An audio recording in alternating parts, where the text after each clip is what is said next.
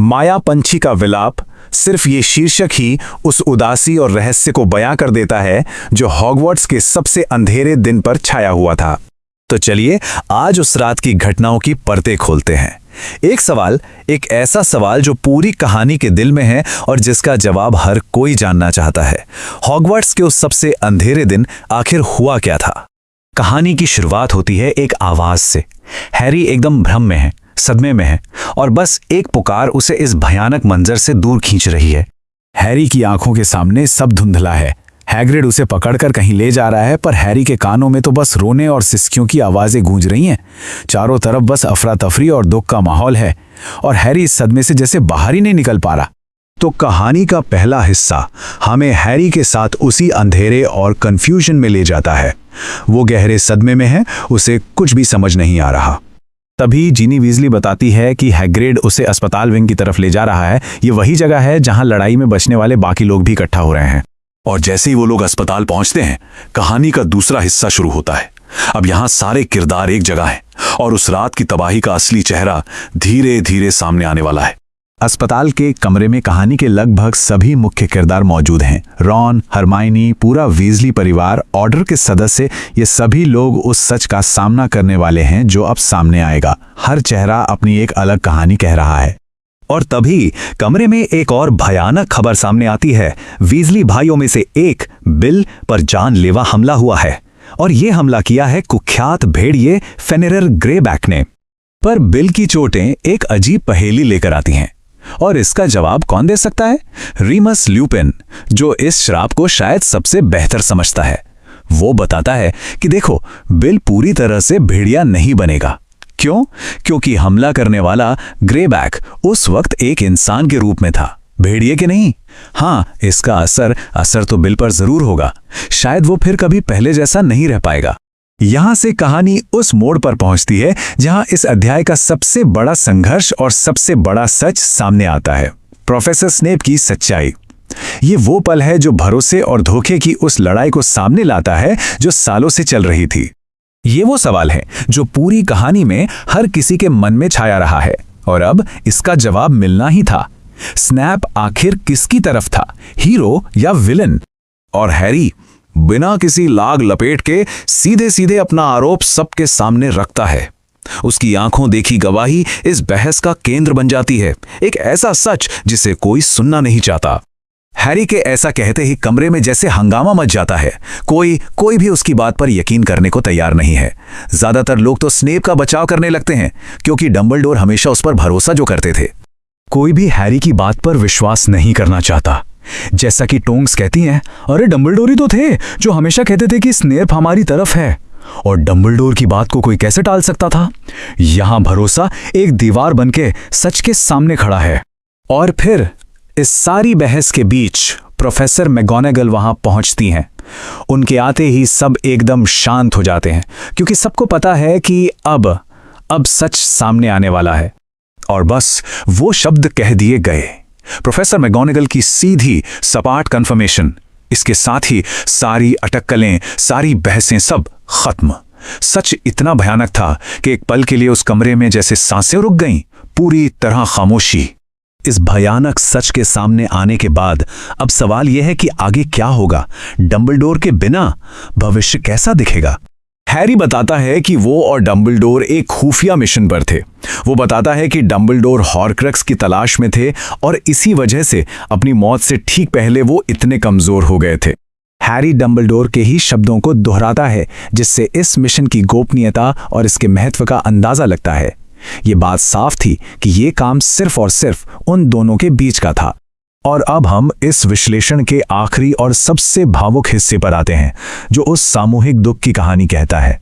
तभी अचानक एक नई आवाज सुनाई देती है। ये आवाज है फॉक्स की, डंबलडोर के माया पक्षी के रोने की। एक ऐसा संगीत जो खूबसूरत भी है और उतना ही भयानक भी। माया पंछी का ये गीत ये शब्दों से परे था।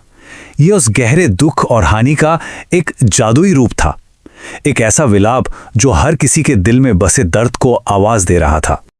और यहीं ये अध्याय हमें एक बहुत बड़े सवाल के साथ छोड़ जाता है जब सबसे बड़ी उम्मीद ही खो जाए, जब रोशनी का सबसे बड़ा स्रोत ही बुझ जाए, तो लड़ाई आखिर जारी कैसे रहती है? डंबलडोर के बिना अब आगे का रास्ता क्या है? यहां का हॉस्पिटल विंग, उफ, हवा में सदमा और खामोशी घुली हुई है। ये मामूली चोटें नहीं है, ये एक ऐसी लड़ाई के जख्म है जिसकी किसी ने कल्पना भी नहीं की थी। और इस खामोशी में भी ना एक सवाल गूंज रहा है, एक ऐसा सवाल जो हम सबके मन में है। और सवाल ये है कि सिर्फ 1 घंटे में दुनिया की सबसे महफूज जगह आखिर ढह कैसे गई?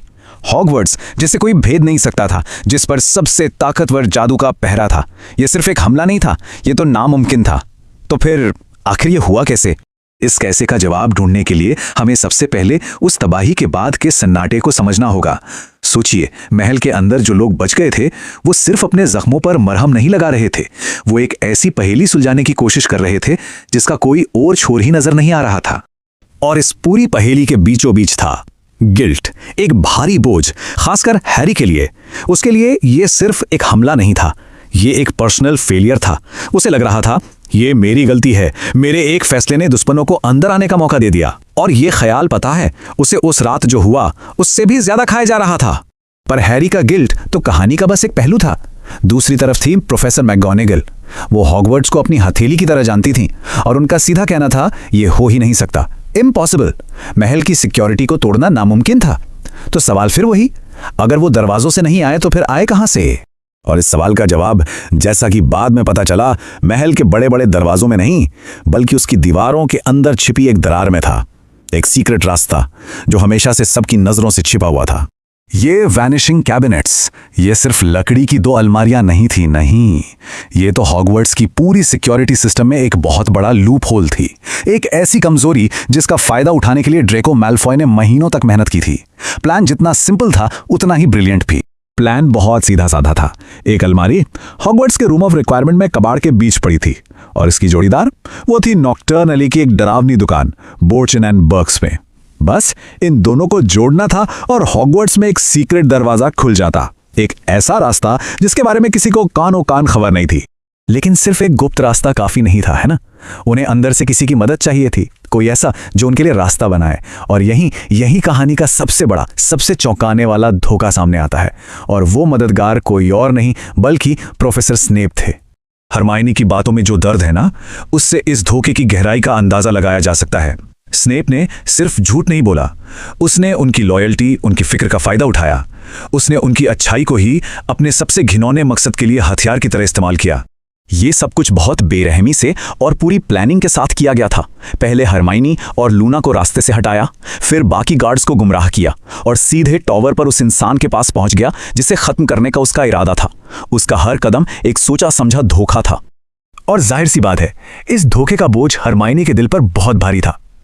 लेकिन ल्यूपिन ने उसे सही बात समझाई कि असली गुनहगार कौन है।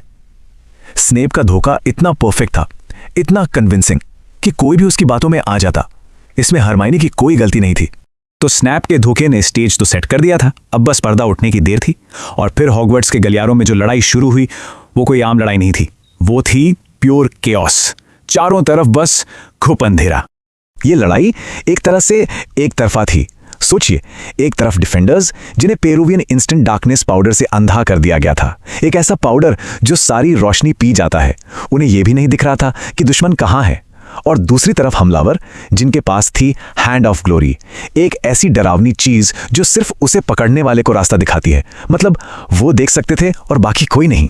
बस एक पल के लिए उस अंधेरे में खुद को रख कर देखिए, कानों के पास से जूम करके स्पेल्स निकल रहे हैं, पर यह पता ही नहीं कि वो दोस्त का है या दुश्मन का। अब वापस हमला करने से भी डर रहे हैं कि कहीं गलती से अपने ही किसी साथी को चोट ना पहुंचा दें। ये लड़ाई नहीं थी, ये एक जीता जागता बुरा सपना था। और फिर जब धीरे धीरे वो अंधेरा छटा तो लड़ाई की असली कीमत सामने आई। हाँ, हॉगवर्ट्स बच तो गया, लेकिन इसकी कीमत बहुत बहुत बड़ी चुकानी पड़ी। उस रात ने जादू की दुनिया में एक नए और कहीं ज्यादा काले दौर की शुरुआत कर दी थी। हैरानी की बात यह है कि डिफेंडर्स की तरफ से उस रात सिर्फ एक जान गई, सिर्फ एक। लेकिन वो एक नुकसान हजारों के बराबर था। और ऐसा नहीं है कि हिंसा नहीं हुई। बिल वीजली पर उस खूंखार वेयरवुल्फ फेनरिर ग्रेबैक ने बुरी तरह हमला किया। बिल की जान तो बच गई, पर उसके चेहरे पर हमेशा के लिए उस रात की क्रूरता के निशान रह गए। पर इन सब जख्मों और निशानों से भी बड़ा एक नुकसान था, एक ऐसा नुकसान जिसका नाम लेने की भी किसी में हिम्मत नहीं हो रही थी। और फिर मिस्टर वीजली की कांपती हुई आवाज में वो सच सामने आया जिसने हॉगवर्ट्स की नींव तक हिला दी। एल्बस डंबलडोर नहीं रहे थे। यही सवाल उस रात के बाद हवा में तैरता रहा। डंबलडोर के बिना अब क्या होगा? उनकी समझ, उनकी ताकत के बिना जादू की दुनिया का भविष्य क्या है? जब सबसे तेज रोशनी ही बुझ गई हो तो आने वाले अंधेरे का सामना कैसे होगा? ये वो सवाल था जिसका जवाब आने वाले वक्त में खून और आंसुओं से लिखा जाना था।